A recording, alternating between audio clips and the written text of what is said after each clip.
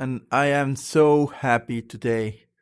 I just wake up, open Twitter, and there was it, the new release demo of Age of Calamity, Hyrule Warriors. This is a game that I've been waiting for a long time. I've been playing Fire Emblem Warrior for quite some time. I managed to stack 300 plus hours on that one, and I tried to get into the Hyrule Warriors game. That is a re-release from the Hyrule Warriors game for the Nintendo, um, whatever. I don't remember the name of the console. Nintendo Wii something. Um, it was a failed project. Nobody wants to remember that one. But the thing is, this is the present. We are now enjoying a new era of really good games, and this is not going to be an exception. Hyrule Warriors is hitting with everything. It's going to be a very good game for, let's say, November to December. A lot of people is going to be playing it, but I do suspect I am sus and sus. I do suspect that most people are not going to be playing it for quite a long time. So, as you may not know, or maybe you do, uh, Hyrule Warriors is a Muso game or a Warriors franchise game, which is basically a single super overpowered character against 1,000 soldiers, and you just defeat them all. And it's pretty much a power fantasy for video games. So you get these super powerful characters, and your warriors are going to be battling in these very large maps, very large battlefields, and you just manage to slaughter thousands of soldiers at a time with your own hands. So that's pretty much the thing with these kind of games. I do really like them, but I do really like the grind. I do enjoy the grind. Um, and these games do actually provide with a lot of grind. And this is something that not many Americans really like. Um, a lot of the Westerners don't really like to grind or repeat the same thing over and over again, um, because they just want to be good enough.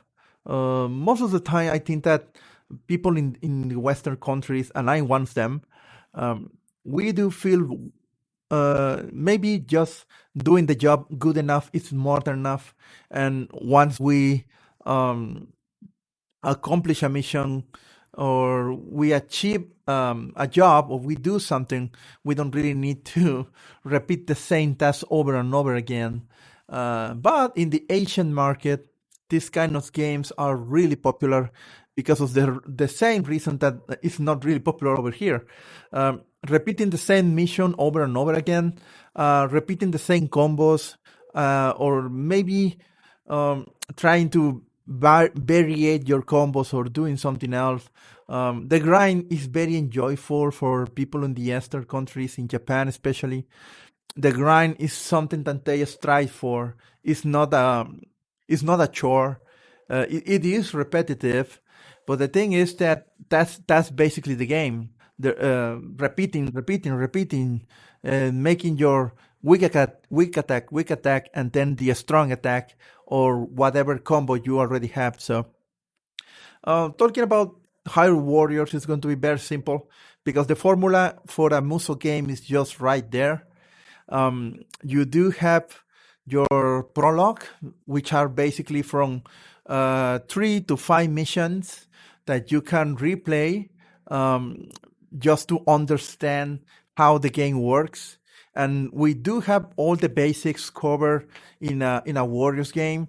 Um, we do have the simple 2 button combo, which is basically you use your X, your Y button for the weak attack in the Nintendo Switch, and you do have your X button for the strong attacks, and you just basically chain them together by pressing first the weak attack, and then you repeat pressing the same button until you want to choose the strong attack. So basically, you do weak attack, a strong attack, and that's a combo.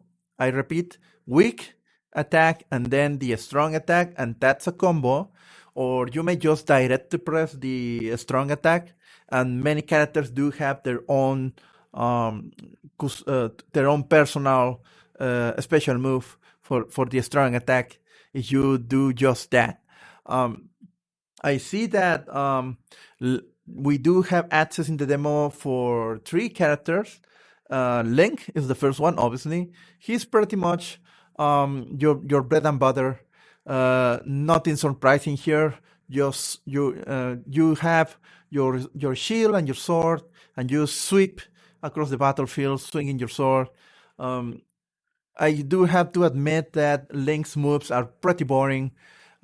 Even after reading the description of his moves and his combos, which are basically a variation of the basic combos, the only thing that you need to know is that in order to pull out his special moves, quote unquote, you only need to keep pressing the strong attack button at the end of the combo, and then Link is going to make this a special move or a stronger attack. Other than that, it's not really there is not really something special.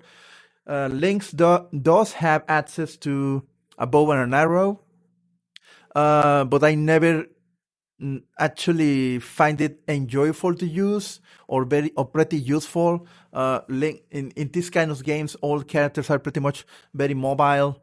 You can dash across the battlefield really quickly. You can get close and personal with the enemy really fast.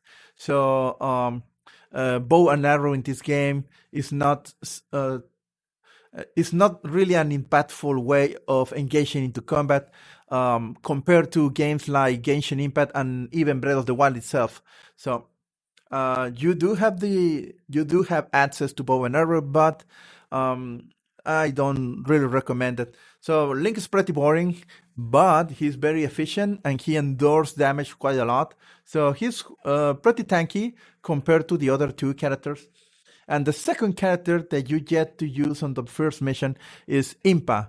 And this is pretty much our ninja, or female ninja lady, top tier waifu, by the way. So that's currently my main on the demo already.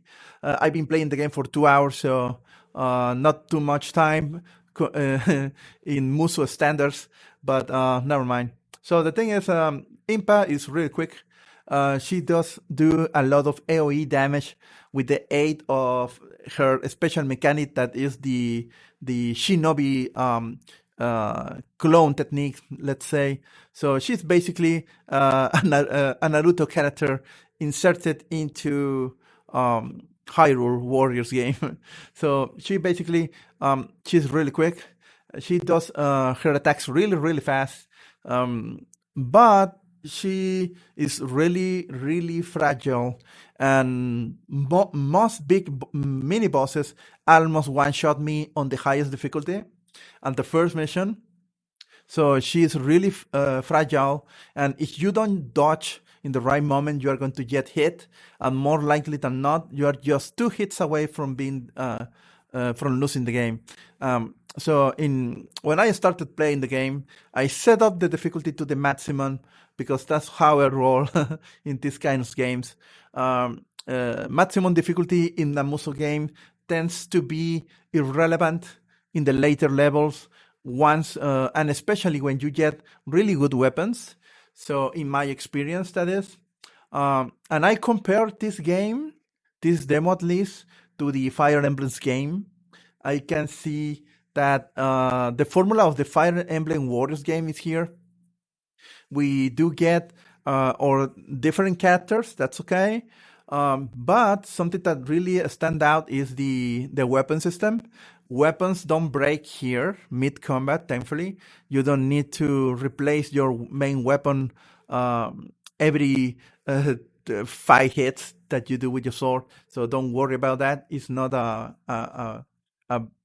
your weapons break, but outside the battlefield. So once you get access to the main world map, you are going to have access to a blacksmithing. In order to unlock it, you just need to pay a fee with in the shape of some money, I believe, and materials that you are going to get anyway on your first run on the first mission.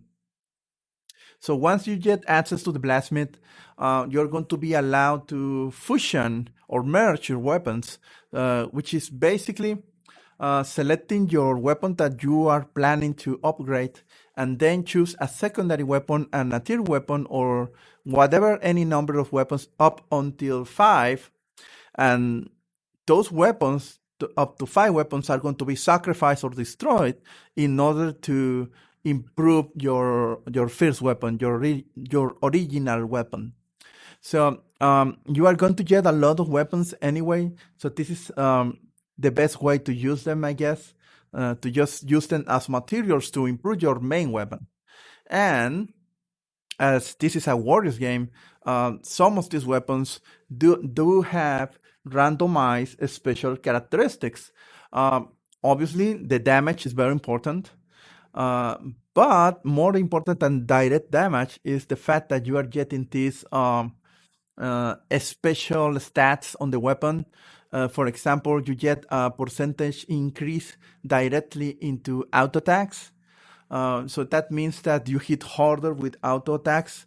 I still need to make some experimentation to see which attacks are get their damage increase, because I believe that only the weak attacks are going to be that way, and maybe the combos with the strong attacks, but special attacks with the button A are not going to be included. So that's another special thing. The specials attacks, the Warriors attacks. When you fight, you get to charge a yellow bar on the top left corner of the screen. And once it's filled, depending on your character, you just press A, and whatever is in front of you is going to receive a lot of damage. There is going to be running a special animation, and most of the enemies in front of you are going to get hit by that. It's pretty much an AoE special attack. And the damage is going to be pretty low at the beginning, but in this kind of games, once you get access to something else, you're allowed to increase not only how much damage does this attack do, but to even get access to more than a single bar of the special attack. So you can actually spam this up until 3 times, or at least that was the amount of special warrior attack bars in the Fire Emblem Warriors game. So that's your special attack. The thing that I don't like about the special attacks in these kind of games is that the animation is quite long. It looks pretty cool, except for Link. For Link, all his animations look pretty boring. But for Impa, she does even have different animation for this attack depending on her special mechanic. The enemy mark. You are allowed to mark enemies with Impa and then consume the mark with the X button. And this is going to give Impa some sort of rune, and you can gather up until 3 different runes. And when you get all 3, if you execute a special attack with A, with the button A, Impa is going to make another animation, a different one. And she's going to be able to basically just run over the enemies with a stronger attack, and the animation looks a little better. That's pretty much it. But another characteristic of Impa itself is that she's able to, every single time that she gathers one of these runes or marks, she summons a couple of doppelgangers or clones, which are basically copies just like that, look just like her, but they are pretty much like this Sheikah bluish color shiny thing. So they are basically just Impa clones, but in blue, and they are very bright. And these shadows actually auto attack at the same time that you do, so you can do a lot of AoE damage. The clones follow you around, and they are pretty fast. And you can just basically cover a lot of area in front of you using the clones. And if you get all the 3 marks, you get a lot of clones that way. Anyway, So the thing is that Impa is pretty fun. She's very mobile. Uh, Her combo one, I believe, is like some sort of teleport to the nearest enemy, and you press it again once you unlock the combo. You are able to detonate a couple of shadows or your clones. You detonate them as explosions, so your clones become bombs actually, or some sort of explosive devices, let's say. Um, Impa can actually fly across the map with her combo 2, which is basically just launches her on the up onto the air, and she can now glide over using this cool looking ninja uh, flying thing. It's like a parachute, a mini parachute, and she uses this to fly across the battlefield. And if you are using clones at that time, the clones are also flying, and they actually drop these ninja knives on the floor with bombs. A lot of AoE, a lot of damage. She's really fast, and at this time, she's my favorite character. I believe that is going to be the main character for a lot of people at the beginning, or at least while the demo is up. So, anyway, and the last character is Zelda itself, Princess Zelda. We are getting her, and she looks cute enough, but I do feel like her attack. Her main weapon right now is the Sheikah Slate, and I believe that she is really slow with that one.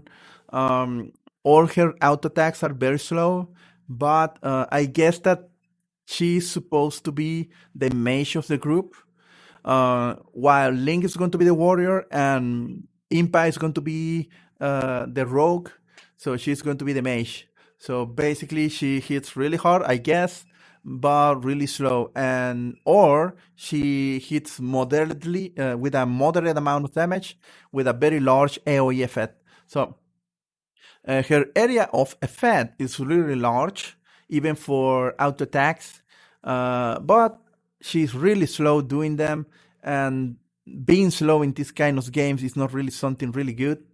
Um, so I do suggest that only play her if you really, really, really like her, because right now I am sticking to Impa up until she's level 20. During the demo, the level cap is level 20, and you are going to be playing a lot of maps all over and over and over again if you are planning to um, get to level 20 before the release date. It's going to be quite a grind, but I guess that's how it rolls anyway. So, Zelda does have her Chica Slate. She does have access to, in the form of auto attacks, she does have access to magnesis, to the actual bombs, to the cryo, and to the stasis. And that's just her auto combos. So, but these auto attacks don't count for mini bosses that require bombs or whatever other Shika actions. What are these? Well, Shika actions are basically you could press the left bump or the right bump button. That's the ones in the top of your controller. You get access to the menu that allow. In the case of the Chica Slate, it's going to be the right button, uh, and this you keep pressing the right button, and you are going to be showing the Chica Slate menu. You get to choose between bombs, magnesis, stasis, and the cryo. So many mini bosses, depending on the weapons that they are using, are going to require you to actually use one of those abilities in order to stun them. And the windows is quite short, but it's pretty good, and it's long enough to allow you to react in time, even if you don't have the cooldown on the Sheikah Slate, because every single time that you use a power of the Sheikah Slate, you get this very long share global cooldown, and this is not going to allow you to throw bombs one right after the another, like you could actually do in Breath of the Wild. If you throw a bomb, you cannot do anything else up until the global cooldown finish. So you need to choose the Sheikah Slate activity or power that you wish to actually do, and think really well about it. And on the other hand, with the L button, we do have access to a weapon in Breath of the Wild that is not really that useful, but here is really useful: the magic rods. If you get to fight withrows, you are going to find fire withrow, electric withrow, and ice withrows. These are basically monsters that float on the air. They are mages representing their element. And if you defeat one, and they are pretty hard to kill, at least in very hard mode, if you get to kill one, you get to use their magic rod. And this is not a main hand weapon. This is more like the Sheikah Slate, in the sense that you need to keep pressing the L button to show the main menu where you have all your rods, the fire, the electrical, and the ice rod. And you activate this, everything runs in slow motion, and now you have access to point, to basically aim where you want to use your rod. It's a circular AoE in front of you, and you can actually move it. And when you select your area of effect, you are going to be able to create a fire pillar, for example. If you have an enemy, a mini boss that requires that have access to the stun gauge, the stun gauge is basically this hexagon that allows you to, if you destroy every single piece of this hexagon by hitting the enemy that is showing it, then you are going to be allowed to press X in front of the enemy to hit him very hard with a critical hit. This is a very strong attack, and it's the main source of damage in Fire Emblem Warriors. When you get your critical attack, this is more likely than not to kill an enemy even in full health most of the time. But to get there, you need to increase your critical damage. In this game, it's not really explored too much because it's a demo. But I'm looking for grinding weapons and see if I get to find something that increases damage with critical hits. And I'm going to get to look for those weapons. Anyway, critical hits is another thing. I haven't found the equivalent to Awakening mode in Fire Emblem Warriors. Awakening mode is basically another bar that fills up whenever you kill specific enemies. And when this bar is up, you get to hit a trigger. I don't know if this is going to be implemented here, I guess. And when you hit that, your character becomes way more powerful. You get to in Fire Emblem Warriors, you get to glow in a bluish color, and your auto attacks do more damage. You cannot be interrupted by damage, so you are basically an unstoppable warrior. All your damage is increased, and you are basically super powerful and pretty much indestructible for the duration. And at the end, you are going to execute a special attack, an awakening attack that is basically a wider area than your regular warrior attack. And this AoE attack is going to do a lot of damage too. This was included in the Hyrule Warriors for Definitive Edition, but it does have another name. And Fire Emblem Warriors does have this Awakening mode. And this is my favorite mode for playing the game because you are basically more damage. You do have a lot of more defense in the sense that you cannot basically die while you have it. And pretty much everything is just fine. And in the case of Fire Emblem Warriors, you get more drops, more experience, more money gathered, and everything is better with Awakening mode. Anyway, I don't see Awakening mode here yet. It's a possibility, I guess, because everything else is here, including instead of blessings in Fire Emblem Warriors, we get cooking. So what is cooking? Well, basically, you choose these cook pots on the main map. Nothing fancy, just text and some icons, and you get to receive a buff for one battle. And the one that I'm choosing every single time is more damage, because I like to kill things harder. Okay, so after you unlock certain dishes, You get to move faster in the battlefield. You get to endure more damage, to hit harder, and you choose one of them, and it basically works as a sort of blessing during the entire fight. So if you get a 7% plus damage, so all your characters get the benefit anyway for that single battle. If you want to play in another battle, you need to get the ingredients for the same or another cooking recipe, and then you get the benefit for the next battle. It's expensive, not really, but the benefit farly outweighs the whatever is required to make these dishes anyway. The thing that you're going to be looking for in this game is weapons. More important than even level for your character are weapons. Good weapons are basically the cornerstone of any Muso game. If you play Fire Emblem Warriors, you already know what I'm talking about. A level 1 character is overpowered. It's going to overpower any 150 level enemy with the best weapon, the better weapon in the game.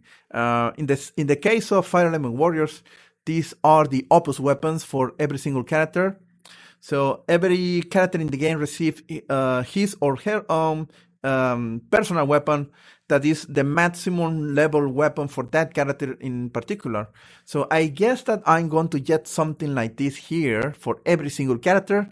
And my first guess and everybody else's guess is that the Master Sword is going to be the opus weapon for Link. And who knows what else we are going to get for the other characters. Maybe we are going to get bow and arrow for Zelda, maybe some sort of sword. For Impa, I may like to see her using a katana, maybe, or using this Japanese spear. I don't remember the name. It's like pretty much a very big spear with a pretty big axe-shaped blade on the top of it. I don't remember the name of that one. I'm not really a whip, but never mind. I really like how it looks. Massive. Hinagana, something like that. I remember the name of the game from Hyrule Warriors Definitive Edition. There is an Impa there, very different design, but the idea is pretty much the same. So, Impa, top tier waifu. I hope you enjoyed this first episode. That's all I can say for the game right now.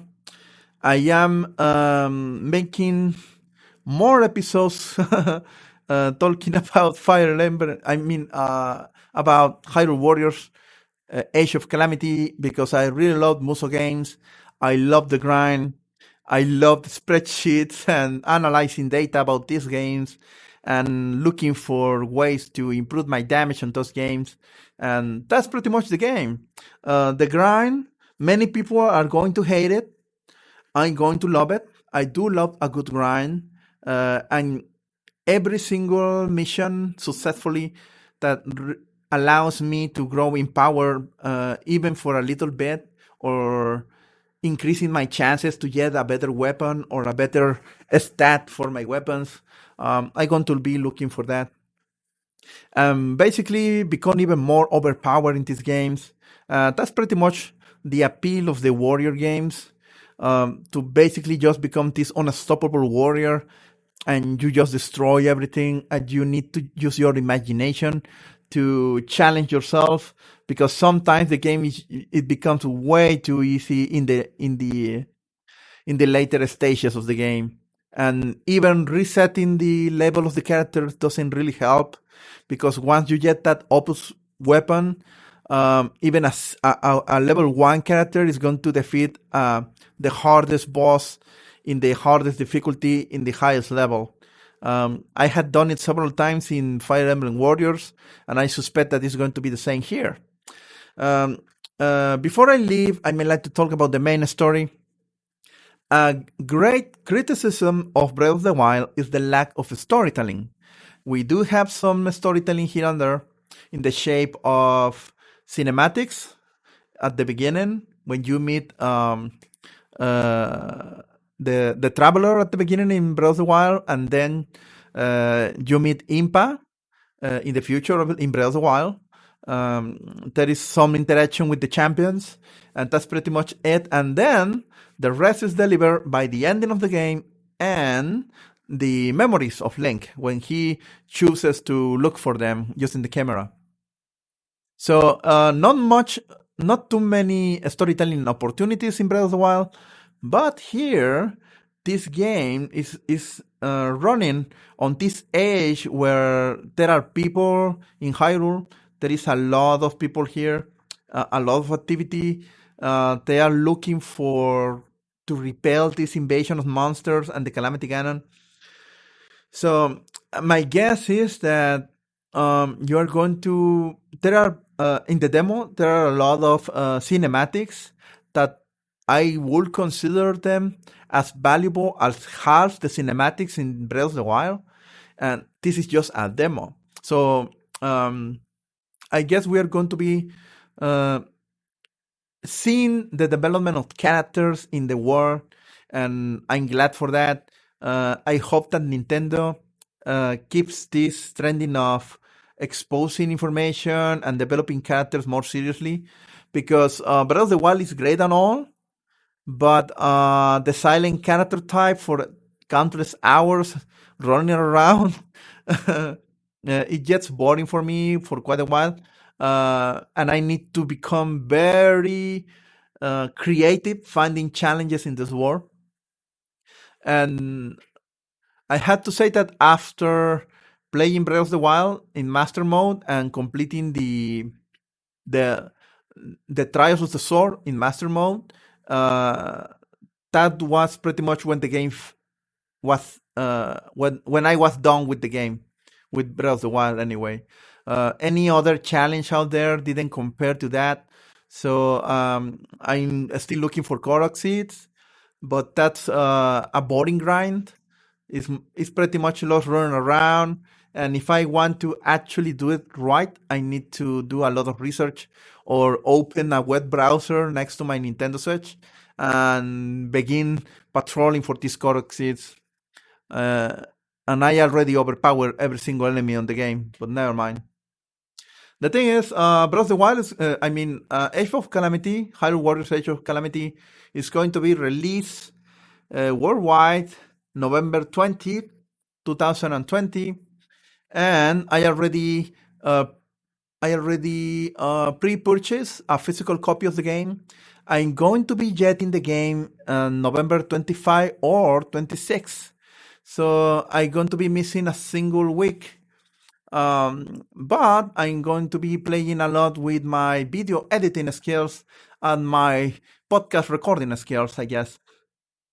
Thank you for listening to my ramblings for half an hour, and I hope you are enjoying Age of Calamity. See you later.